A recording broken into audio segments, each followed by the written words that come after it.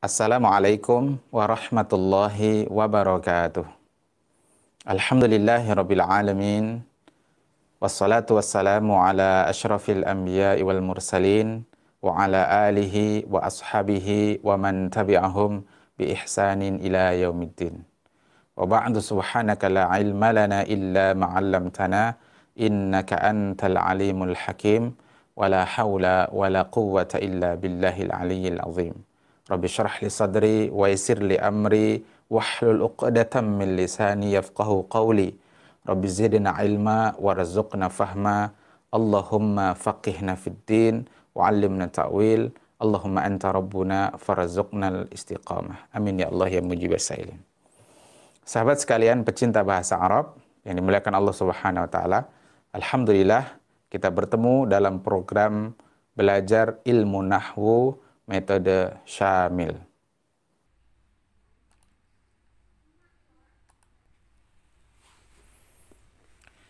Sahabat sekalian, pecinta bahasa Arab yang dirahmati Allah Subhanahu wa taala. Berjumpa kembali dalam program Binmil, belajar ilmu nahwu metode Syamil. Setelah kita mengkaji tentang jenis-jenis isim, pada kesempatan kali ini kita akan mengkaji bersama jenis-jenis fi'il berdasarkan waktu terjadinya dan fi'il mabni dan mu'rab. Kita mulai dari jenis fi'il berdasarkan waktu terjadinya. Sebenarnya materi ini sudah dikaji dalam program Bismil. Karena itu hanya akan kami ulas secara ringkas. Yang pertama, fi'il dari segi masa terjadinya ada 3 jenis, yakni fi'il madhi atau kata kerja lampau, kemudian fi'il mudhari, kata kerja sedang dan akan datang, dan fi'il amr atau kata kerja perintah. Fi'il madhi adalah fi'il atau kata kerja yang menunjukkan bahwa pekerjaan telah dilakukan. Contohnya khalaqa, kharaja, amara, akala. Sedangkan kata kerja sekarang atau sedang dan akan datang ini menunjukkan bahwa kata kerja tersebut sedang dikerjakan atau akan dikerjakan. Contohnya yakhluqu, yakhruju, ya'muru, ya'kulu. Dan kata kerja perintah atau fi'il amr itu adalah kata kerja yang digunakan untuk menuntut terjadinya sesuatu setelah pengucapan. Contohnya udkhul, masuklah, ukhruj, keluarlah, ijlis, duduklah, irfa', angkatlah. Berikut ini adalah tabel perubahan kata kerja lampau berdasarkan domirnya, ya, atau subjeknya. Domir ini nanti bisa sekaligus sebagai subjek atau pelaku. Pada program Bismil ini sudah dikaji dengan istilah tasrif lughawi, ya, tasrif lughawi atau tasrif ke bawah. Kalau tasrif ke samping disebut tasrif istilahi. Baik, saya baca secara ringkas saja. Untuk fi'il madhi atau kata kerja lampau dengan domir huwa, artinya dia seorang laki-laki, fi'ilnya adalah fa'ala. Untuk domir huwa, huma, 2 orang laki-laki, fa'ala, ada tambahan alif di ujungnya. Untuk domir hum, 3 orang laki-laki atau lebih, fa'alu, ada tambahan waw dan alif. Kemudian untuk domir hiya, artinya dia seorang perempuan, fa'alat. Nah, di sini ada ta'nis sakinah namanya. Ta perempuan sukun. Kemudian huma untuk perempuan, fi'il madhinya adalah fa'alata. Jadi ada ta dan alif di ujungnya. Untuk domir hunna, artinya mereka perempuan, 3 orang atau lebih, fa'alna. Lamnya disukunkan, kemudian nun difathahkan. Selanjutnya untuk domir anta, fa'alta. Ya, lamnya disukun, kemudian taknya difathahkan. Artinya Anda, seorang laki-laki, telah melakukan. Antuma, fi'il madhinya fa'altuma. Antum, fi'il madhinya fa'altum. Anti, fi'il madhinya fa'alti. Antuma, fi'il madinya fa'altuma. Antunna, fi'il madinya fa'altunna. Dan ana fa'altu serta nahnu fa'alna. Baik, ini adalah tasrif lughawi untuk fi'il madi. Selanjutnya adalah tasrif lughawi untuk fi'il mudhari. Untuk dhamir huwa yaf'ulu, huma yaf'ulani. Nah, di sini perhatikan yang tanda merah ini, dia menjadi ciri khas dari masing-masing fi'il yang itu bergantung kepada dhamirnya. Kemudian hum yaf'uluna. Ini ya, ujungnya untuk hum waw dan nun. Untuk dhamir hiya taf'ulu. Nah, perhatikan di sini menggunakan huruf ta. Kemudian huma taf'ulani. Ya, alif dan nun mirip dengan ini, tapi bedanya di sini ya, di sini ta. Kemudian untuk dhamir hunna yaf'ulna. Ya, di sini dari ta setelah ketika hunna di sini ya. Selanjutnya untuk dhamir anta taf'ulu. Antuma taf'ulani, antum taf'uluna, anti taf'ulina, antuma taf'ulani, antunna taf'ulna, dan ana af'ulu serta nahnu naf'ulu. Yang terakhir adalah kata kerja perintah. Untuk kata kerja perintah ini hanya ada pada 3 dhamir, yakni dhamir anta hingga antunna. Untuk anta uf'ul, antuma uf'ula. Ya, nunnya di sini dibuang. Kemudian antum uf'ulu, ada waw dan alif cirinya. Anti uf'uli, antuma uf'ula, antunna uf'ulna.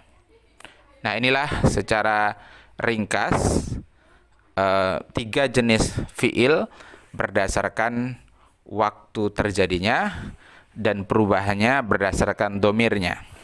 Selanjutnya kita akan membahas fi'il mu'rab dan fi'il mabni. Sebagaimana isim, pada fi'il itu ada yang mu'rab, artinya berubah harokat huruf akhirnya, dan ada yang mabni, yakni yang tidak berubah harokat huruf akhirnya, ya, dia tetap sifatnya. Yang pertama kita bahas fi'il mu'rab. Ya, fi'il mu'rab. Perhatikan contoh berikut. Yaktubu Muhammadud darsa. Muhammad sedang mencatat pelajaran.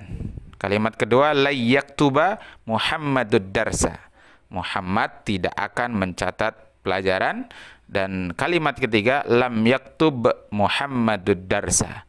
Muhammad tidak mencatat pelajaran. Ini terjemahnya kurang tepat. Seharusnya ada tambahan tidak. Muhammad tidak mencatat pelajaran.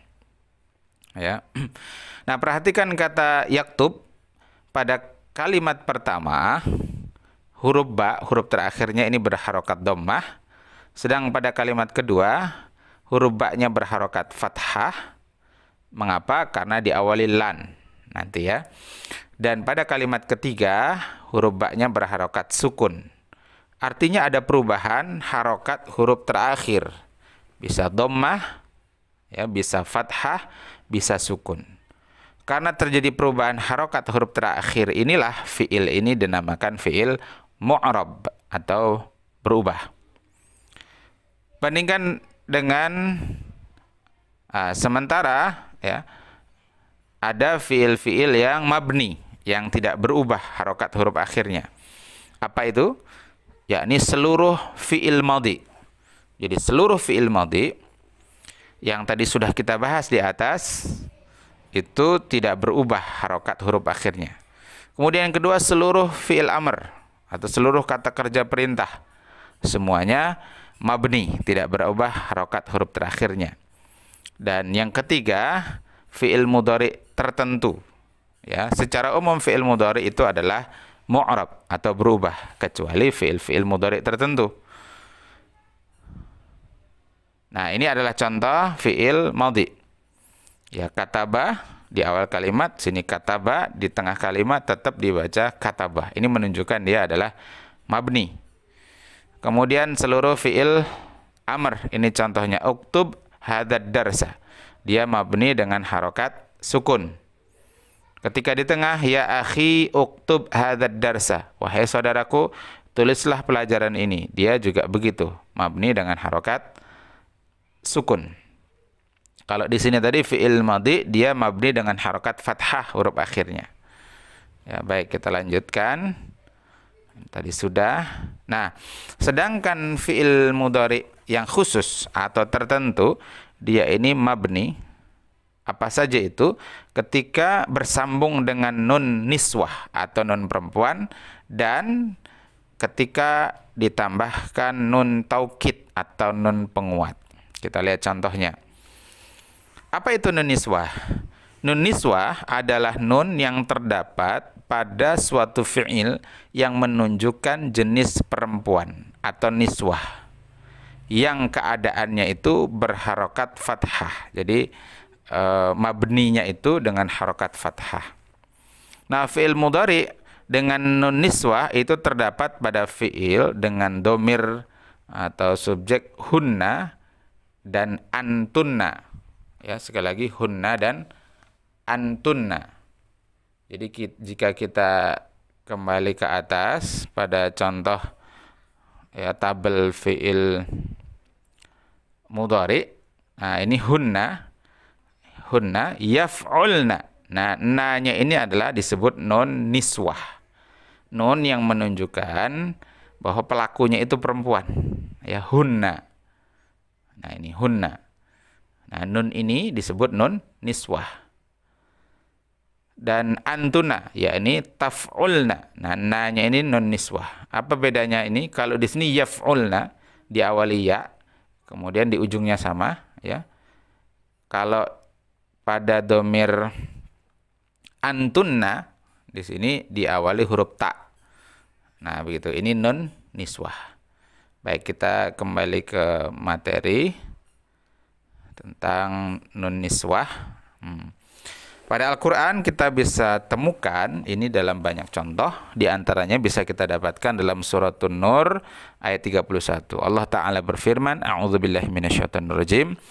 Wa qul lil mu'minati yaghdudna. Nah, di sini yaghdudna.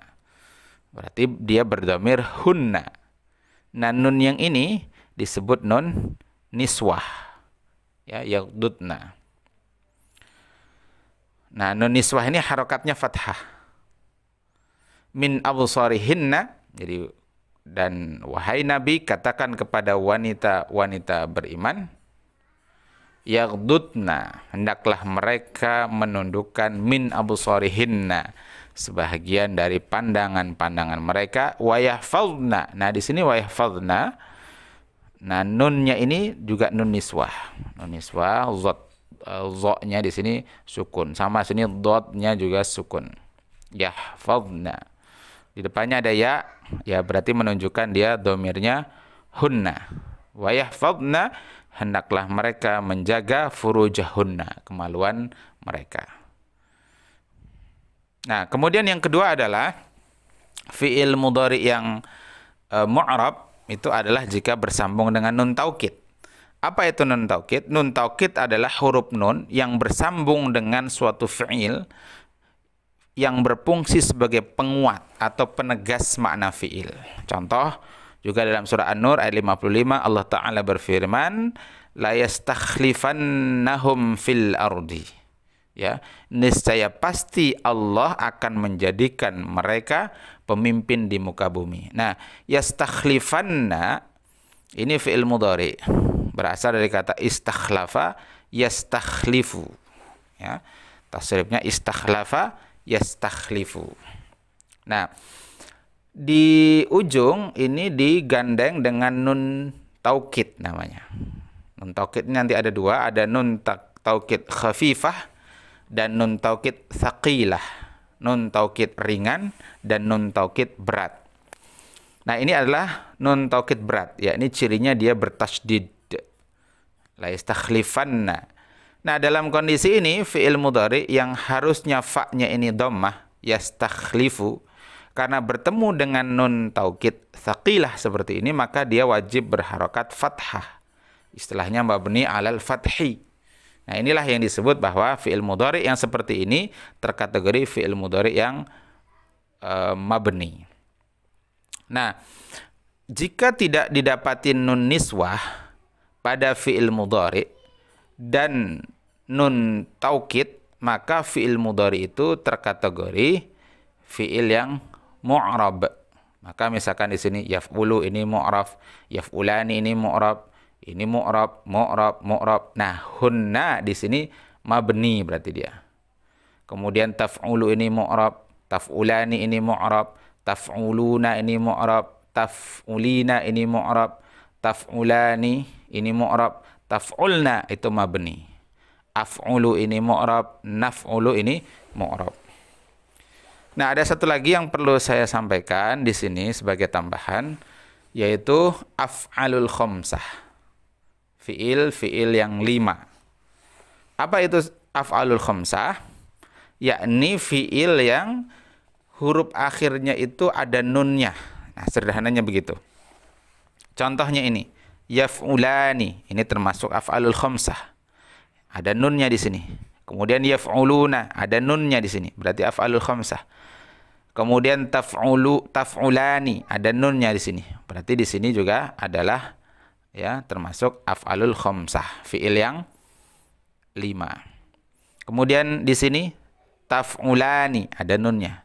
Taf'uluna, taf'ulina, taf'ulani di sini. Kemudian ya ini termasuk yang mabni. Nah, af'alul khamsah ini juga termasuk yang mu'rab. Nah, mungkin ada nanti yang bertanya, ini jumlahnya 7 Ustadz, bukan 5. Katanya af'alul khamsah. Nah, benar, memang 7, tapi dia ada yang sama nanti. Maka yang sama itu dianggap 1. Ya. Ini misalkan taf'ulani yang ini dengan taf'ulani yang ini sama, maka dia dianggap 1. Kemudian ada lagi, ini taf'ulani juga di sini. Jadi ada 3 yang sama, yakni yang domirnya huma, ya. Kemudian yang domirnya antuma dan domir antuma. Ini 3, ketiga-tiganya sama, maka dianggap 1. Maka pas jumlahnya 5. Ini disebut dengan af'alul khamsah. Nah, baik, terakhir adalah latihan ya untuk menguatkan pemahaman di halaman 76, latihan 21. Tugas antum adalah ngasih centang saja. Ya. Sebagai contoh misalkan kata na'budu. Na'budu ini termasuk lampau, sedang atau perintah? Jawabannya sedang. Nah, centang di sedang. Apakah dia mabni atau mu'rab? Ya. Jawabannya adalah mu'rab. Karena dia termasuk fi'il mudhari yang tidak ada nun niswah, tidak ada pula nun taukid, berarti dia mu'rab. Apa artinya? Artinya kami menyembah. Nah, bagaimana cara mencari artinya? Cari gunakan dengan kamus. Kalau tidak dapat di kamus karena nun, nah gunakan kaidah. Gunakan kaidah. Antum tahu na'budu ini asalnya lah ain, ba, dan dal. Masukkan kata ain, ba, dan dal. Ternyata abida ya'budu. Ya, artinya menyembah. Lalu nunnya ini berarti domirnya nahnu. Berarti artinya kami menyembah. Nah, demikianlah, semoga bermanfaat. Jazakumullahu khairan. Hadanallahu wa iyyakum ajma'in. Wal afu minkum. Assalamualaikum warahmatullahi wabarakatuh.